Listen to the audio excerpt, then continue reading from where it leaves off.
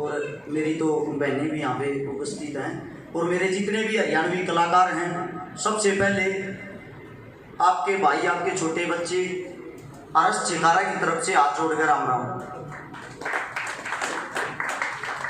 अमित भाई ने कई बातें बताई हैं, लेकिन भाई साहब थोड़ा रुक के खुल के नहीं बता पाए। ये बात मैं पूरी करता हूँ भाई साहब की। एक हमारे हरियाणा में सबसे बुरी बीमारी कबड्डी खेलने की हमने बहुत ज्यादा आदत है, और कबड्डी में आदमी गट्टा पकड़िया रहे, हरियाणा का इतना मजबूत पकड़िया रहे जाना ना दे। हम जिस दिन गट्टे ने छोड़कर हाथ पकड़ कर हाथ खींचने लग जाएंगे ना, हम अपने आप ऊपर बढ़ जाएंगे।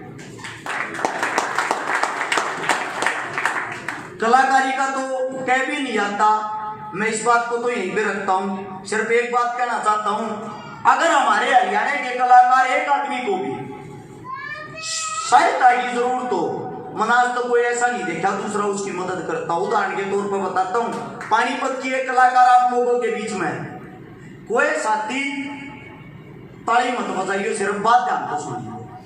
पानीपत की एक सोनिया नाम की लड़की, जिसकी मैं जातिवाद की कभी बात नहीं करता, जातिवाद के तौर पर मत लेना, उदाहरण के तौर पर बताऊं, जिसकी जाति मुस्लिम, उसके सामने जिनकी जाति वाल्मीकि, जो बस्ती वो पूरी वाल्मीकियों की, और वहां सिर्फ एक मकान मुस्लिमों का, वो जबरदस्ती उनकी जनसंख्या ज्यादा होने के कारण है उस सोनिया का मकान कब्जा लिया।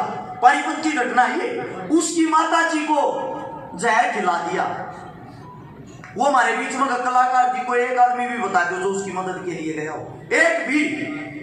मैं आरएस चिकारा शक्तिमान तो हूं नहीं, बाकी जितना मिलता अंदाजा उतना मैं दिन में घूम हूं। मेरी गाड़ी की डेली की एवरेज 600 किलोमीटर है, मतलब कोई तनख्वाह नहीं मिलती।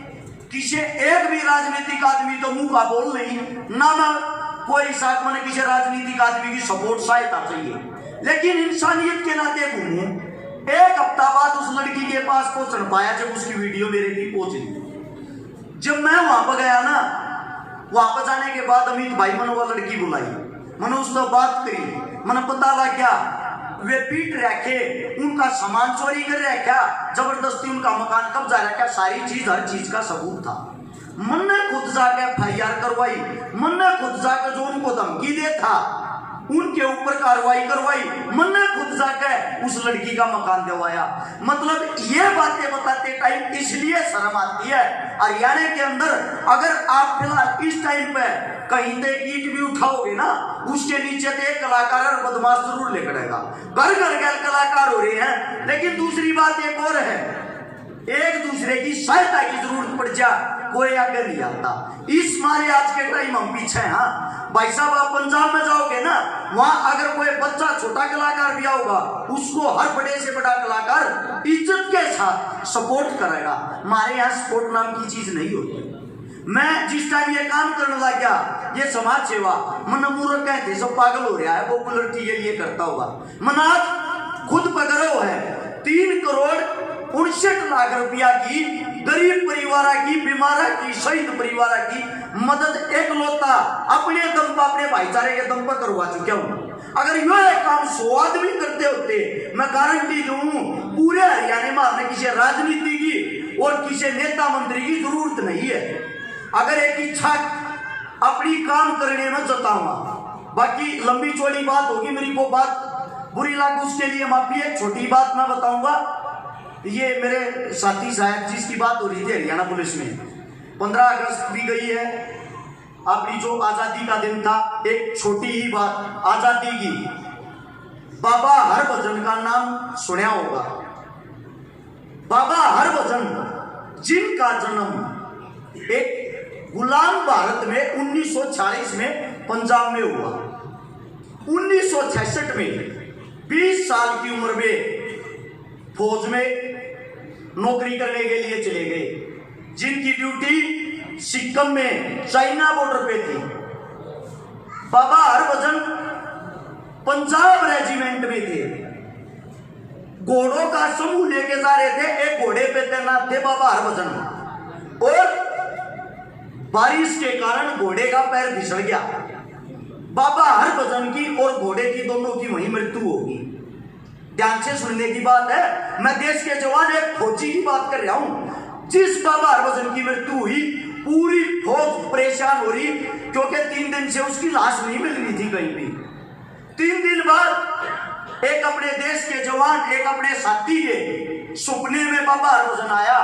अरे भाई, मेरी लाश तो उठा जाओ, मेरी लाश पड़ी है, जितना ढूंढो उससे 2 किलोमीटर आ गए, पानी में बहाव के कारण चला गया था मैं। सीओ साहब ने सुबह जब इकट्ठे किए, उस जवान ने बताया कि रात को मेरे सपने में बाबा जी आए और बाबा जी अपनी लाश वहां बता रहे हैं। सीओ साहब बोला तुरंत चलो देख के आओ। देखा तो बाबा हरभजन की लाश वहीं थी। उसको उठा के लाए। सबके दिमाग में एक बात आई, इसको सपना आया, कभी झूठा आया हो। 2 दिन बाद उस इंसान को फिर सपना आता है, बाबा हरभजन ने ये कही है चाइना साइड तक किसी भी टाइम युद्ध हो सकता है। वो बात भी सत्य पाई है। ये बात देखते हुए सिक्किम में चीन बॉर्डर से 9 किलोमीटर नीचे की तरफ नाथुला में बाबा हरभजन का मंदिर बना दिया। वो मंदिर, गौर करिएगा इस बात पे, 1966 का कांड है। 1966 में उनकी मृत्यु हुई। आज तक ना ही तो वो शहीद हैं, ना ही वो मृत घोषित किए गए हैं। पता है क्यों? वो इस समय भी वो बाबा जी, बाबा हरभजन सिंह अपनी ड्यूटी चाइना बॉर्डर पे देते हैं, उसी घोड़े पे हर रोज घूमते हैं। और जो चाइना बॉर्डर वाले सैनिक चीन के हैं, खुद वे भी बाबा हरभजन को देखते हैं, उनकी पोस्ट भी बढ़ाई जाती है। वो बाबा हरभजन आज तक भारतीय सेना में नौकरी कर रहे हैं। वो बाबा हरभजन सिंह हर साल अगले महीने की 15 तारीख से लेकर 11वें महीने की 15 तारीख तक छुट्टी आते हैं। जब वे छुट्टी आएंगे, उसके लिए स्पेशल वहां से फोर्स उसका सामान लेके ट्रेन में उसकी टिकट बुक होगी। टिकट में ट्रेन में बैठ के उसके घर तक छोड़ के जाएंगे। 2 महीने तक हमारे चाइना बॉर्डर पे हाई अलर्ट कर दिया जाता है कि हमारे देश का रखवाला, हमारे देश का सच्चा सिपाही, हम सब का मालिक 2 महीने छुट्टी पे है, सेना बढ़ा दी जाए और 2 महीने तक लगातार ड्यूटी देनी, बॉर्डर पे कोई सोएगा नहीं। ये देखो, जिसकी मृत्यु 1966 में हुई और वो आज इस समय भी नौकरी कर रहा। किस लिए? कैसे? क्योंकि उसके अंदर जीते जी वो जुनून था, वह ताकत थी। ये मेरे भाई अमित ढुल, बिंदर दुनोदा, मेरे भाई साहब जेडी बंधु, जितने भी बैठे हैं साथी, इनके अंदर वो जुनून, वह ताकत, वह एक चीज है। लेकिन सपोर्ट कौन करे? सपोर्ट भी हमने करना पड़ेगा और किसी ने नहीं।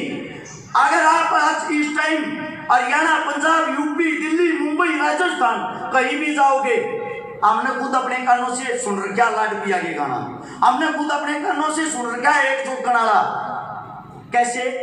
वो सिर्फ इसलिए क्योंकि वो इतनी अच्छी चीज थी, इसीलिए उनको सब सुनते हैं। मैं दावे के साथ कह सकता हूं, अगर हम सब अपनी एकता, अपनी एक यूनिट, अपनी एक टीम बना लेना, मेरा भी तो भाई कह रहा था सरकार नहीं सुनती कलाकारों की, सुनेगी, लेकिन सुने जब ना जब किसी में दम हो, सुनाने की हिम्मत तो हो। कोई एक जगह कलाकार इकट्ठे तो करके दिखा दो, आज तक तो ये नहीं है। ये हमारे लिए दुख की बात है। और सुख की बात यह है, सब युवा साथी नौजवान आ रहे हैं, कम तक कमी भी नहीं आकर तो हो जाओ। बाकी कोई बात बुरी लगी हो उसके लिए माफी। एक अनपढ़ बच्चा हूं आपका, जिसा बोलना हो आपके सामने 2 बातें रख दी। धन्यवाद। धन्यवाद हर्ष जी। मेरे ख्याल से इतनी ओजपूर्ण भाषा इस मंच पर पहले किसी ने बोली होगी। जोरदार तालियां।